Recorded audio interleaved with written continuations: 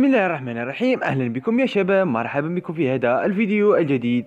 اليوم بمناسبة الذكرى الأولى لنزول لعبة بابجي موبايل على أجهزة الأندرويد، عملوا لها يوم خاص بها وغيروا من شكل اللعبة، وأصبح شكل اللعبة جميل جدا يا أعزائي المشاهدين كما ترون. وليس هذا هو فقط، بل وضعوا هدايا قيمة وعدة تغييرات على اللعبة سوف نتطرق لها الآن. صراحة تغييرات رائعة وجميلة، وأهمها ومن أبرزها هذه الهدايا التي أعطوها إلينا. ندخل الآن إلى الإيفنت أو الأحداث، بعدها سوف نتوجه ونرى ما هي العروض. كما ترون أعزائي، هناك عرضين أو حدثين لكل حدث مهمة تقوم بفعلها وتقوم بأخذ الهدايا. أنا في الحين سوف أخذ هدية، وذلك للتسجيل في اللعبة أو الدخول اليومي، وذلك لطوالة مدة 7 أيام. أنا 7 أيام دخلت إلى اللعبة، لذلك أعطوني هذا الصندوق لكي أفتحه. وهناك أيضا هذا العرض الذي يقول لك إتمام مهمات خريطة إيرنجل الكاملة. وهناك أيضا مهمات خاصة بخريطة فيكندي. أنا ليست لدي خريطة فيكندي، سوف أحملها وأتمم مهمتها، ولذلك لأحصل على الهدايا.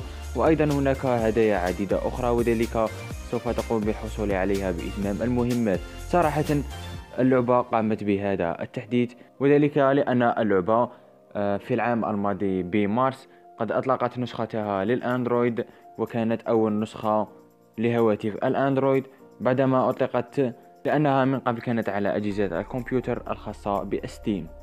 المهم أحبائي، قوموا بإتمام هذه المهمات، بعدها سوف يعطيكم هدايا أو صناديق سوف تجدونها بالإنفنتوري أو الملابس، ثم تقومون بتفتيحها أعزائي المشاهدين.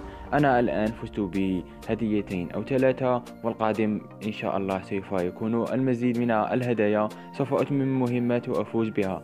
والآن سوف ندخل الجيم ونرى كيف وماذا تغير أيضا الداخل.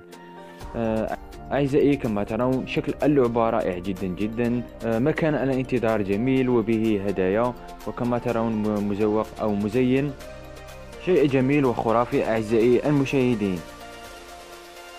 وأيضا من بين الأشياء التي قاموا بتغييرها وهي لون الرمانات أو الأشياء التي تتفرقع، كمثال على الرمانة، عندما ترمي الرمانة فاللون الخاص بها قد تغير، أصبح لون أصفر أو أخضر أو شيئا من ذلك. حتى لون القارورة النارية قد تغير لونها، فلم يصبح أحمر بل أصبح أصفر، ويدل على الاحتفال أو غير ذلك. أعزائي المشاهدين، جربوا ذلك داخل الجيم. أما الرمانة الغازية التي تخفي اللاعب، الرمانة الغازية، فتلك بقى لونها عادي جدا، لم يتغير فيها أي شيء.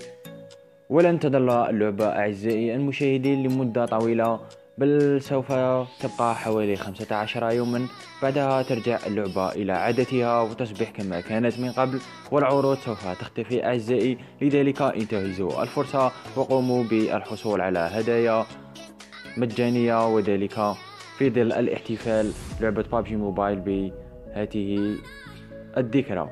المهم وصلنا إلى نهاية الحلقة، أرجو أنها قد نالت إعجابكم. إن نالت إعجابكم فلا تبخلوا علي بزر اللايك ومشاركة الفيديو مع أصدقائكم حتى يستفادونهم أيضا، واشترك في القناة، فعل ميز الجرس لكي تتوصل بكل جديد عن لعبة بابجي موبايل وأهم الأحداث والأخبار والتحديثات وغيرها. إلى اللقاء، نلتقي في موعد آخر. باي.